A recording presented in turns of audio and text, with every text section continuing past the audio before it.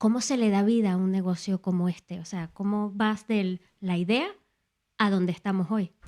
Esa etapa es preciosa, pero mirándola ya desde donde estamos. En el momento, es lo que decimos siempre, se ve bonito y se ve gracioso y tal, con perspectiva, pero cuando estás en el día uno y tal, es muy complicado, ¿no?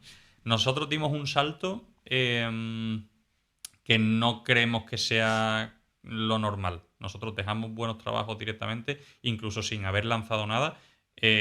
Nos vinimos a Madrid, yo vivía en Reino Unido, Fede, mi socio, vivía en Barcelona, y decidimos dejarlo todo y venirnos con la confianza de que los dos, ya con la presión puesta de hemos dejado nuestros trabajos, Hemos quemado las naves, ¿no? Mm. hemos quemado las naves, folio en blanco, aquí, venga, no queda otra. O sea, vamos adelante. Y ahí poco a poco empezamos a construir. La idea de por dónde iban a ir los tiros sí la teníamos clara.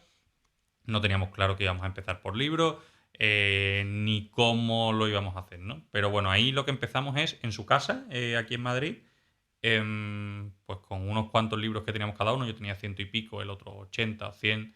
Los subimos uno a uno manualmente a Amazon. Les poníamos un precio que más o menos creíamos tal. Se empezaba a vender poco a poco. Yo pues contactaba por Wallapop y por eBay con gente que vendía lotes de libros. Me iba con mi coche a recogerlos y les pagaba en efectivo y después eso lo subíamos manualmente. Poco a poco íbamos subiendo más productos. Nos mudamos al trastero de Fede, que era grandecito. Ahí ya creo que nos cabían como 1.500 productos o así. Después seguimos necesitando espacio.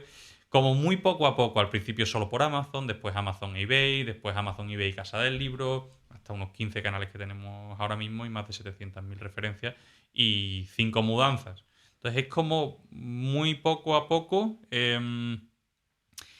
y yo no sé de dónde sacamos la ilusión y la motivación, porque yo lo veo, había días sin pedidos. Un día con uno o dos pedidos era un día normal, un día que antes de comer habían entrado tres, cuatro pedidos, era ya como, wow, tenemos cuatro pedidos, a ver cómo los servimos, que no tenemos capacidad, pues lo hacíamos manualmente y lo llevábamos a correos nosotros, de forma manual, ¿no? Entonces es como muy poco a poco vas necesitando y vas construyendo, ¿no? Sí es cierto que cuando tuvimos que dar el salto a un almacén más grande ya de 1.000 metros en Vallecas, sí recurrimos a familiares y amigos para ese primer dinero inicial para el cual ya no teníamos ahorros nosotros. Ya habíamos puesto los ahorrillos que teníamos en lanzar, en la primera versión de la plataforma y en las primeras compras y demás. Y ya no, ya dijimos, ya aquí necesitamos más capital. Las tres F que dicen, ¿no? Friends, Family and And Fools. fools. Sobre todo los fulls, esos son los mejores. Sobre todo los fools, exacto. Y claro, esto es porque a mí me interesa todo el tema de startups y demás. Yo estoy en una startup trabajando con ellos. Ujú. Bueno, tengo parte de esa startup, de hecho, y siempre tenemos la disyuntiva de, bueno, queremos que entre dinero, ¿no? Para que te entre dinero, eso te hace crecer. Pero también la cosa de esta de cuando te entra dinero, claro, tienes ya a alguien al que le debes cuentas y demás. ¿Cuántas rondas de financiación tenéis y qué es lo que se pide en cada ronda de financiación? O sea, ¿qué le tienes que reportar a los que te dan? Porque si alguien pone dinero es para que le rindas cuentas al fin y al cabo.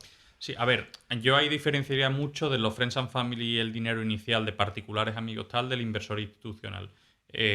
Cambia totalmente. El primer dinero, oye, confían en el equipo, no hay prácticamente nada y no te piden nada. Realmente lo dan por perdido. O sea, mis tíos, mis primos y mi madre, o sea, evidentemente lo hacen para ayudarte, no esperan mucho y, oye, si sacan beneficio de ahí, pues perfecto, ¿no?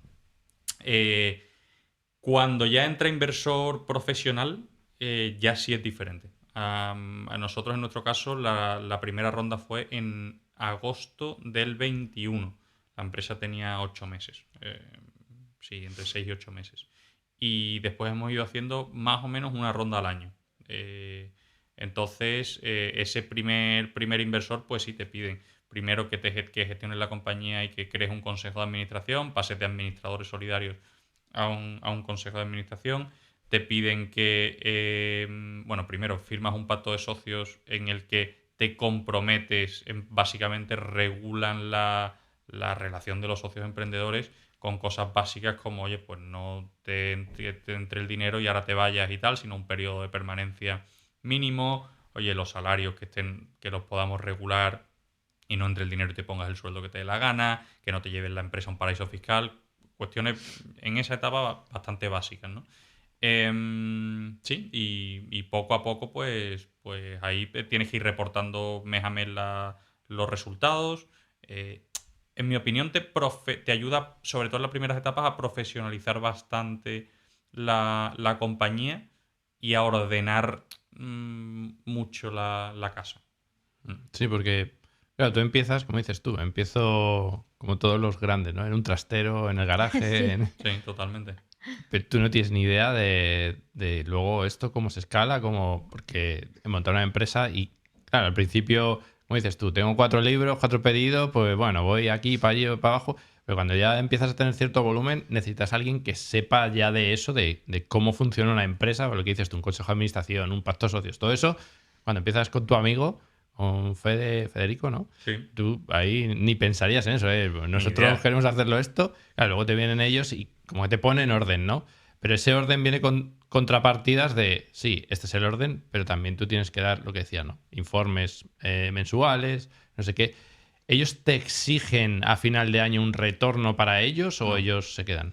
No, el capital riesgo no espera retornos y menos a muy corto plazo. Ellos normalmente los fondos tienen un periodo de inversión de 5 años y un periodo de desinversión de otros 5, entonces ellos esperan que en una compañía puedan estar entre 7 y 10 años perfectamente. Ellos al final de año no van a estar ni mucho menos pidiéndote retornos. Y tampoco tienen interés en que les vayas devolviendo ese retorno en forma de dividendos o ese tipo de cosas, sino que ellos van a entrar a un precio y lo normal es que salgan eh, cuando se venda la compañía de forma total o parcial, y con ese porcentaje que tienen de la compañía ganen un múltiplo con respecto al precio que han pagado cuando entraron. Entonces, si tienen un 5%, pues que ese 5% valga 3, 4, 10 veces más de lo que ellos han pagado en un momento dado y ellos salen, pero no esperan que genere Mm. dividendo ni mucho menos.